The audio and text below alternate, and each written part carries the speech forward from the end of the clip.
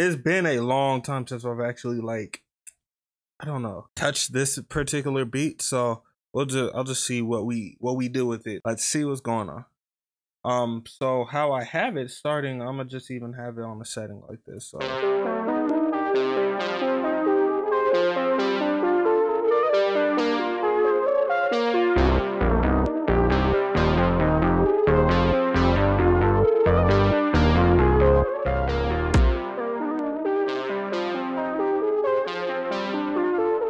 yeah, so that I don't know. I'll show you guys like little by little how I even did this. I did this one like a while ago, so I forgot even when I even made this. And I'm on my MacBook, but I'm talking on my PC, so this is like my new setup. So hopefully the quality sounds a little better. I don't have really a pop filter on my mic. I should get a better mic, but for now, like everything's working. I know y'all could kind of see when I'm like my beds and stuff, and it's not even made or anything like that. I have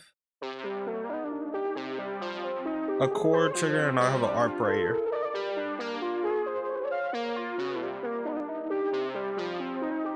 And so originally started out, I have this one plugin called Tyrell N6. I forgot where I got it from. I got it for like free on Lander. They just had a whole bunch of VSTs and stuff that were pretty much free.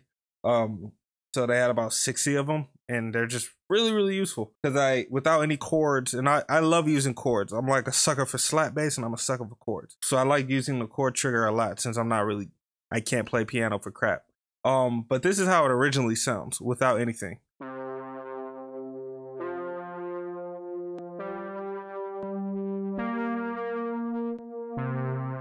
So it's a lot thick. So I'll put the EQ. So I just wanted to cut a lot of the bass from it. So Crush is pretty much essentially just, I don't know, it's another form of bit crusher. I also got that from Lander. And I have pitch correction. This is what I use a lot.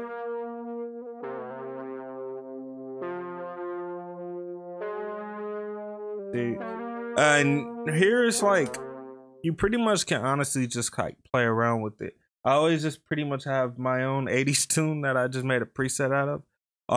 And I like to throw these on synths just to get that VHS effect. And I particularly like using, though I have other pitch correction things, but I don't have auto-tune just yet because it's just really expensive. The standard one in Logic Pro, at least from what I know, has a lot of the artifacts. So if you're like doing vocals and stuff, it kind of sucks because it's hard to really take those artifacts out. But if you wanted to really have sort of that texture in your beats and stuff, or at least your synths or your drums and all that, besides using more other sophisticated like VSTs and stuff, this one really works, especially if you're trying to get the easiest synthwave sound with like, you know, on a budget or just with no budget. So we have that, and here's a chord.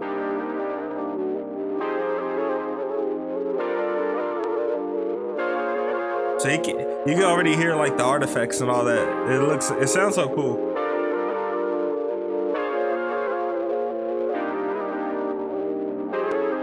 Yeah, and I have a preset for that, like Odd Future. It gives like the same, it give me like the same vibe as like Tyler the Creator or something. I'm gonna put the chord off and I'm gonna put the chord on. So I mean the ARP on. So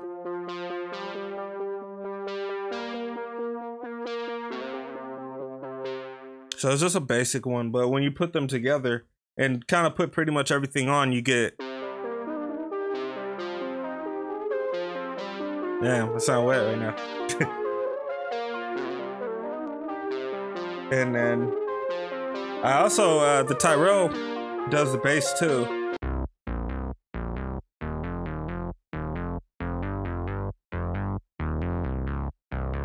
And you can kind of go more into detail with it. Like you can go harder with the bass and make it have a more synthwave sort of sound, or you can use a slap bass. You can use like another traditional bass. It could be a sub or something. Well, not really a sub, but you can use something else. A 303, because it sounds like sort of like a 303 or something like that. And I just have a simple drum line.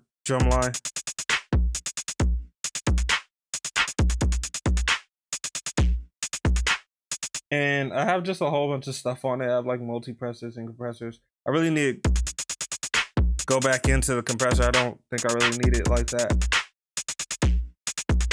And then I have this other one, Neutrino. All it does is sort of like compresses it a little better. So I'll show you it without it. Does a lot like more wild. It's not really. Does a lot better right now. And then I also have pedal board, because pedal board, that's where it kind of has that older school sound. So yeah, this is where it really is.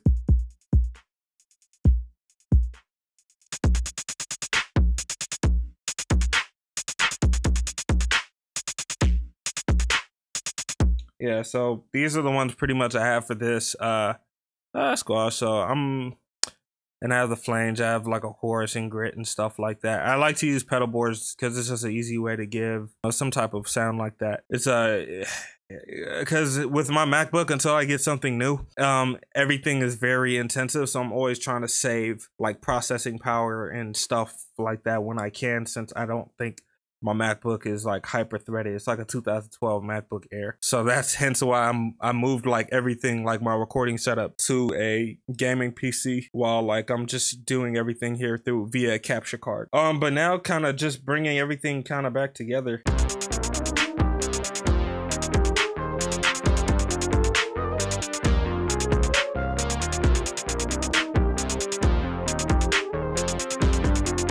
And then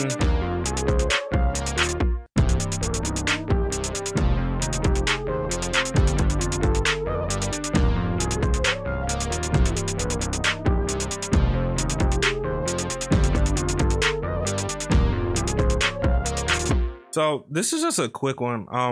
Not really one I could go super like it's a really simple beat, to be honest with you. It wasn't like I didn't go into too much detail with it just because there's not much detail in it. It's really just like 5 tracks, if that. But other than that, I mean, everything's been sounding solid on here. I mean, I could go farther into it, but it just seems like a simple enough track. But if you guys want to hear something else, or want to hear me kind of go farther with it, definitely comment down below, chime in, tell me what you think I should add to it or take out from it. But other than that, that's pretty much the vid right there. But I'll see you guys next time, and stay safe. Thanks. I'm glad to be back.